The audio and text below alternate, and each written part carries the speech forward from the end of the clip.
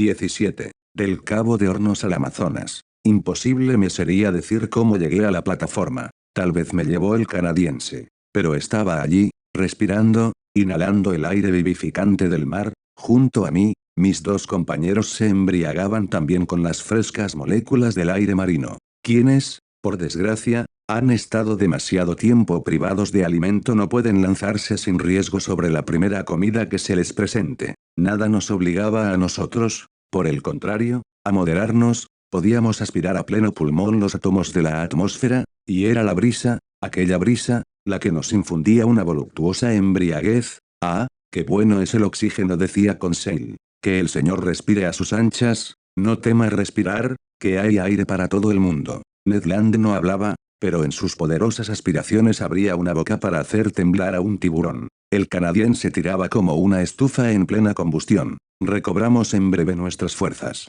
Al mirar en torno mío vi que nos hallábamos solos en la plataforma. Ningún hombre de la tripulación, ni tan siquiera el capitán Nemo, había subido a deleitarse al aire libre. Los extraños marinos del Nautilus se habían contentado con el aire que circulaba por su interior. Mis primeras palabras fueron para expresar a mis compañeros mi gratitud. Ambos habían prolongado mi existencia durante las últimas horas de mi larga agonía. No había gratitud suficiente para corresponder a tanta abnegación. Bah, señor profesor, no vale la pena hablar de eso, dijo Ned Land. ¿Qué mérito hay en ello? Ninguno. No era más que una cuestión de aritmética. Su existencia valía más que la nuestra, luego había que conservarla. No, Ned, respondí. No valía más. Nadie es superior a un hombre bueno y generoso, y usted lo es. Está bien, decía, turbado, el canadiense. Tú, mi buen Conseil, has sufrido mucho pero no demasiado. Créame, el señor, me faltaba un poco de aire, sí, pero creo que hubiera ido acostumbrándome. Además, ver cómo el señor iba asfixiándose me quitaba las ganas de respirar, como se dice, me cortaba la respi. No acabó Conseil su frase, avergonzado de haberse deslizado por la trivialidad. Vivamente emocionado, les dije, amigos míos, estamos ligados los unos a los otros para siempre, y ambos tenéis derechos sobre mí, que, de los que yo usaré y abusaré, replicó, interrumpiéndome. El canadiense, que dijo Conseil, sí, añadió Ned Land. El derecho de arrastrarle conmigo cuando abandone este infernal Nautilus. Por cierto, dijo Conseil, vamos en la buena dirección, sí, puesto que vamos siguiendo al sol, y el sol, aquí, es el norte, dije. Cierto. Pero está por saber si nos dirigimos al Pacífico o al Atlántico, es decir, hacia los mares frecuentados o desiertos. No podía yo responder a esta observación de Ned Land, y mucho me temía que el capitán Nemo nos llevara hacia ese vasto océano que baña a la vez las costas de Asia y de América. Completaría así su vuelta al mundo submarino y regresaría a los mares en los que el Nautilus hallaba su más total independencia. Pero si volvíamos al Pacífico, lejos de toda tierra habitada, ¿cómo podría llevar a cabo sus proyectos Ned Land? No tardaríamos mucho en conocer la respuesta a esta importante cuestión. El Nautilus navegaba rápidamente. Pronto dejó atrás el círculo polar y puso rumbo al Cabo de Hornos. El 31 de marzo, a las 7 de la tarde, avistábamos la punta de América. Habíamos olvidado ya nuestros pasados sufrimientos. Iba borrándose en nosotros el recuerdo del aprisionamiento en los hielos. No pensábamos ya más que en lo porvenir. El capitán Nemo no había vuelto a aparecer ni en el salón ni en la plataforma. Era el segundo quien fijaba la posición en el planisferio, lo que me permitía saber la dirección del Nautilus. Pues bien, aquella misma noche se hizo evidente, para satisfacción mía, que nuestra marcha al norte se efectuaba por la ruta del Atlántico. Informé al canadiense y a Conseil del resultado de mis observaciones. Buena noticia, manifestó el canadiense. ¿Pero a dónde va el Nautilus? Lo ignoro, Ned. ¿No querrá el capitán afrontar el polo norte, tras el polo sur, y volver al Pacífico por el famoso paso del noroeste? No convendría desafiarle, dijo Conseil. Pues bien, le abandonaremos antes, afirmó el canadiense. En todo caso, añadió Conseil, el capitán Nemo es un gran hombre, y no lamentaremos haberle conocido, sobre todo cuando le hayamos dejado, replicó Ned Land. Al día siguiente, 1 de abril, cuando el Nautilus emergió a la superficie, unos minutos antes de mediodía, vimos tierra al oeste. Era la Tierra del Fuego, a la que los primeros navegantes dieron tal nombre al ver las numerosas humaredas que se elevaban de las chozas de los indígenas. La Tierra de Fuego constituye una vasta aglomeración de islas que se extienden sobre 30 leguas de longitud y 80 de anchura, entre los 530 y los 560 de latitud austral y los 67.50 y 77.15 de longitud occidental. La costa me pareció baja, pero a lo lejos se erguían altas montañas. Entre ellas me pareció entrever el monte Sarmiento, de 2070 metros de altura sobre el nivel del mar, un bloque piramidal de esquisto con una cima muy aguda, y que según esté despejada o velada por la bruma, me dijo Ned Land. ¿Anuncia el buen o el mal tiempo un excelente barómetro, amigo mío? Sí, señor profesor, un barómetro natural que nunca me ha engañado cuando navegaba por los pasos del estrecho de Magallanes. En aquel momento el pico se mostraba nítidamente recortado sobre el fondo del cielo. Era un presagio de buen tiempo, y se confirmó. Ya en inmersión, el Nautilus se aproximó a la costa, a lo largo de la cual navegó por espacio de varias millas. A través de los cristales del salón vi largas lianas y fucos gigantescos, esos barets portaperas de los que el mar libre del polo contenía algunos especímenes, con sus filamentos viscosos y lisos, medían hasta 300 metros de longitud. Verdaderos cables, más gruesos que el pulgar, y muy resistentes, sirven a menudo de amarras a los navíos. Otras hierbas conocidas con el nombre de belp, de hojas de 4 pies de largo, pegadas a las concreciones coralígenas, tapizaban los fondos y servían de nido y de alimento a miríadas de crustáceos y de moluscos, cangrejos y sepias. Allí, las focas y las nutrias se daban espléndidos banquetes, mezclando la carne del pez y las legumbres del mar, según la costumbre inglesa. El Nautilus pasaba con una extrema rapidez sobre aquellos fondos grasos y lujuriantes. A la caída del día se hallaba cerca de las Islas Malvinas, cuyas ásperas cumbres pude ver al día siguiente. La profundidad del mar era allí escasa, lo que me hizo pensar que esas dos islas rodeadas de un gran número de islotes debieron formar parte en otro tiempo de las tierras magallánicas. Las Malvinas fueron probablemente descubiertas por el célebre John Davis, que les impuso el nombre de Davis Southern Islands. Más tarde, Richard Dawkins las llamó Maiden Islands, Islas de la Virgen. Luego recibieron el nombre de Malouines, al comienzo del siglo XVII, por unos pescadores de Saint Malo, y, por último, el de Falkland por los ingleses, a quienes actualmente pertenecen. Nuestras redes recogieron magníficos especímenes de algas en aquellos parajes, y en particular un cierto fuco cuyas raíces estaban cargadas de mejillones, que son los mejores del mundo. Ocas y patos se abatieron por docenas sobre la plataforma y pasaron a ocupar su sitio en la despensa de a bordo. Entre los peces me llamaron particularmente la atención unos oseos pertenecientes al género de los gobios, y otros del mismo género, de 2 decímetros de largo, sembrados de motas blancuzcas y amarillas. Admiré también numerosas medusas, y las más bellas del género, por cierto, las crisaoras, propias de las aguas que bañan las Malvinas. Unas veces parecían sombrillas semiesféricas muy lisas, surcadas por líneas de un rojo oscuro y terminadas en 12 festones regulares, y otras,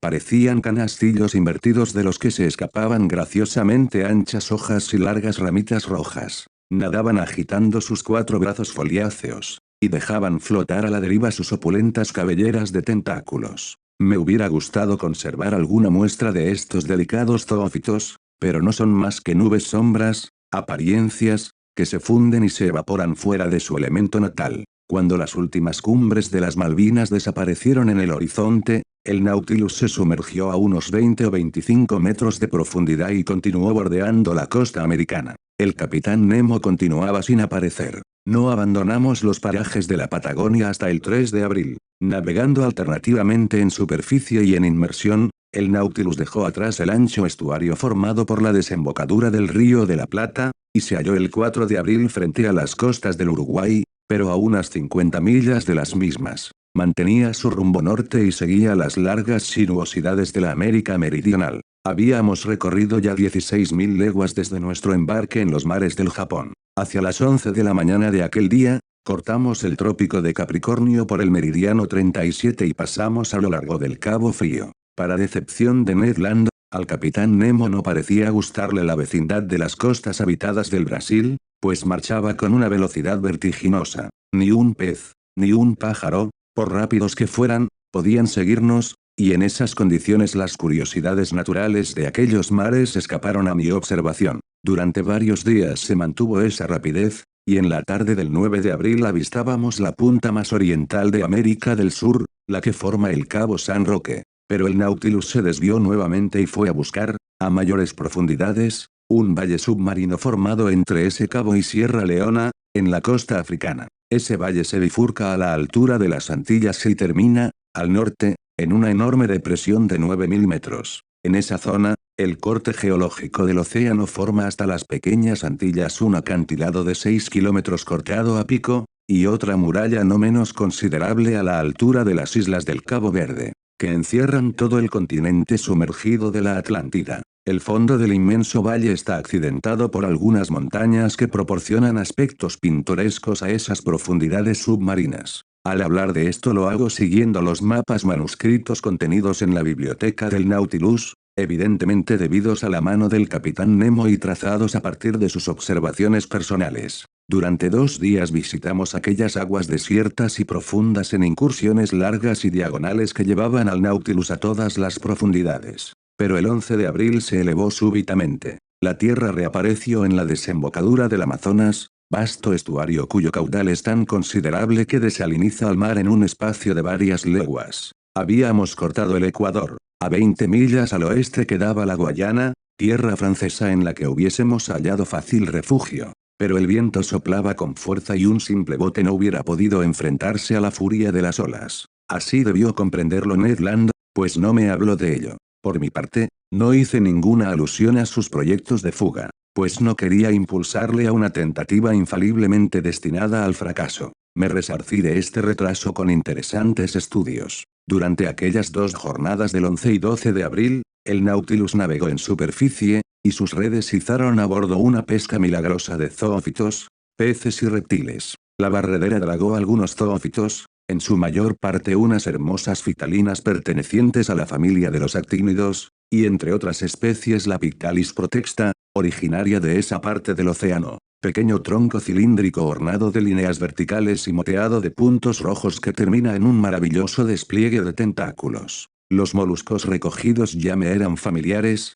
turritelas, olivas porfirias, de líneas regularmente entrecruzadas y cuyas manchas rojas destacaban vivamente sobre el fondo de color carne, fantásticas pteróceras, semejantes a escorpiones petrificados. Ya las translúcidas, argonautas, sepias de gusto excelente, y algunas especies de calamares, a los que los naturalistas de la antigüedad clasificaban entre los peces voladores, y que sirven principalmente de cebo para la pesca del bacalao. Entre los peces de esos parajes que no había tenido aún la ocasión de estudiar, anoté diversas especies. Entre los cartilaginosos, los petromizones, especie de anguilas de 15 pulgadas de longitud, con la cabeza verdosa, las aletas violetas, el dorso gris azulado, el vientre marrón y plateado con motas de vivos colores y el iris de los ojos en un círculo de oro, curiosos animales a los que la corriente del Amazonas había debido arrastrar hasta alta mar, pues habitan las aguas dulces. También unas rayas tuberculadas de puntiagudo hocico,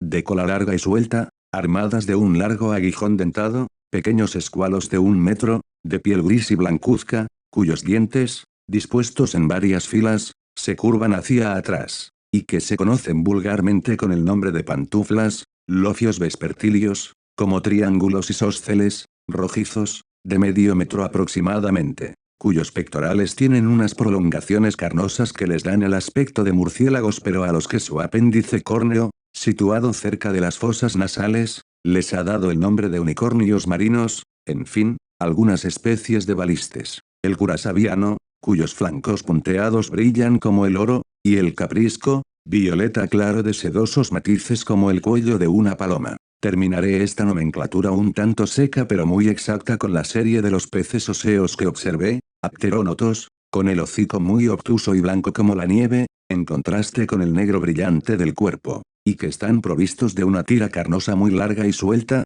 odontognatos, con sus aguijones, sardinas de 3 decímetros de largo, resplandecientes con sus tonos plateados, escómbridos guaros, provistos de 2 aletas anales, centronotos negros de tintes muy oscuros, que se pescan con hachones, peces de 2 metros de longitud, de carne grasa, blanca y firme, que cuando están frescos tienen el gusto de la anguila, y secos el del salmón ahumado, labros semirrojos, revestidos de escamas únicamente en la base de las aletas dorsales y anales, crisópteros, en los que el oro y la plata mezclan sus brillos con los del rubí y el topacio, Esparos de cola dorada, cuya carne es extremadamente delicada y a los que sus propiedades fosforescentes traicionan en medio del agua, esparos pops, de lengua fina, con colores anaranjados, esciénidos coro con las aletas caudales doradas, acanturos negros, anableps de Surinam, etc. Este etcétera no me impedirá citar un pez del que Conseil se acordará durante mucho tiempo y con razón.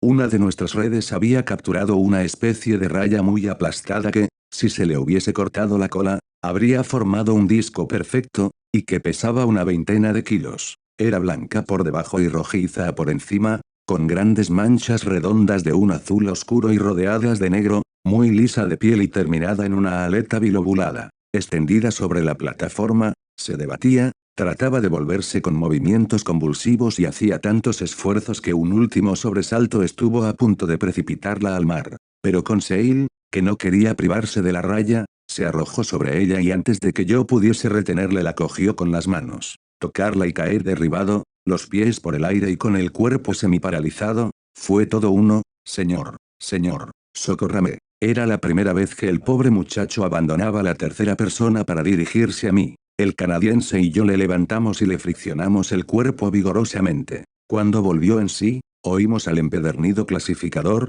todavía medio inconsciente, murmurar entrecortadamente, clase de los cartilaginosos, orden de los condropterigios, de branquias fijas, suborden de los celáceos, familia de las rayas, género de los torpedos. En efecto, amigo mío, es un torpedo el que te ha sumido en tan deplorable estado. Puede creerme el señor que me vengaré de este animal, como comiéndomelo. Es lo que hizo aquella misma tarde, pero por pura represalia, pues, francamente, la carne era más bien coriácea. El infortunado Conseil se las había visto con un torpedo de la más peligrosa especie, la cumana. Este extraño animal, en un medio conductor como es el agua, fulmina a los peces a varios metros de distancia, tan grande es la potencia de su órgano eléctrico cuyas dos superficies principales no miden menos de 27 pies cuadrados. Al día siguiente, 12 de abril, durante el día, el Nautilus se aproximó a la costa holandesa, hacia la desembocadura del Maroni. Vivían en esa zona, en familia, varios grupos de vacas marinas. Eran manatís que, como el dugongo y el estelero, pertenecen al orden de los sirénidos. Estos hermosos animales, apacibles e inofensivos, de 6 a 7 metros de largo, debían pesar por lo menos 4.000 kilogramos. Les hablé a Ned Land y a Conseil del importante papel que la previsora naturaleza había asignado a estos mamíferos. Son ellos, en efecto, los que, como las focas, pacen en las praderas submarinas y destruyen así las aglomeraciones de hierbas que obstruyen la desembocadura de los ríos tropicales. ¿Sabéis lo que ha ocurrido desde que los hombres han aniquilado casi enteramente a estos útiles animales? Pues que las hierbas se han podrido y han envenenado el aire. Y ese aire envenenado ha hecho reinar la fiebre amarilla en estas magníficas comarcas. Las vegetaciones venenosas se han multiplicado bajo estos mares tórridos y el mal se ha desarrollado irresistiblemente desde la desembocadura del Río de la Plata hasta la Florida. Y de creer a Toussaint este azote no es nada en comparación con el que golpeará a nuestros descendientes cuando los mares estén despoblados de focas y de ballenas. Entonces,